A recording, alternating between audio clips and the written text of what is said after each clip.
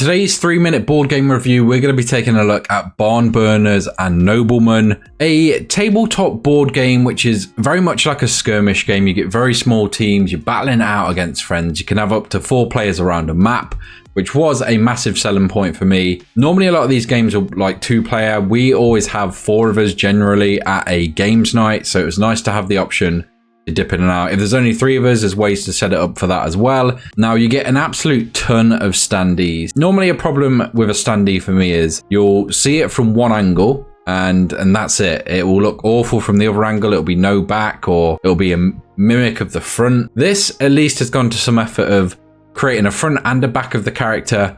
It just gives it that extra dimension. Yeah, I actually quite like these. There's a ton of characters. There's a ton of different cards to support them. So different powers, different options.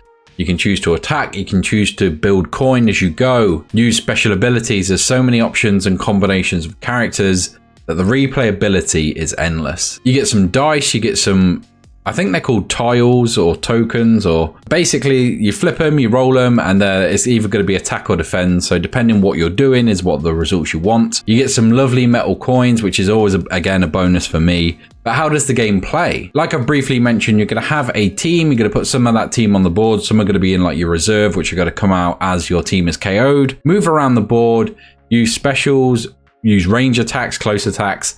If you get to the center of the board, there's going to be some specials which give you bonuses to attack, to defense, to building coin. Whatever your strategy is, there is an option for you. It's very themey. It feels a lot like, if you're a fan of something like Game of Thrones, it feels very similar. There's a lot of backstabbing. There's cards that can be played where people can be put to the death, pay them off to join your team, or maybe you gain some armor, or there's so many combinations of, like I say, cards, characters, additional cards which you can buy during the game. So anytime you've got 3 coins, buy one of those cards, and it's normally a massive swing. We've had games come down to these cards in the final moments, and it creates for some great moments around the table, which is what board games should aim to do. This game is made by some brothers. The story caught me right away as soon as I saw it. I play board games with my brother, so the fact that they've tried to make their own, and not just try to, they've made a good game, a game where you look at things and you can clearly tell a lot of love has gone into them. Like the standees, they could have easily just done cardboard,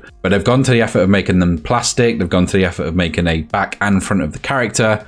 The characters have backstories, especially as it's their first game. It's just unbelievable. If you do want to check it out, there is a Kickstarter coming up on the 1st of July.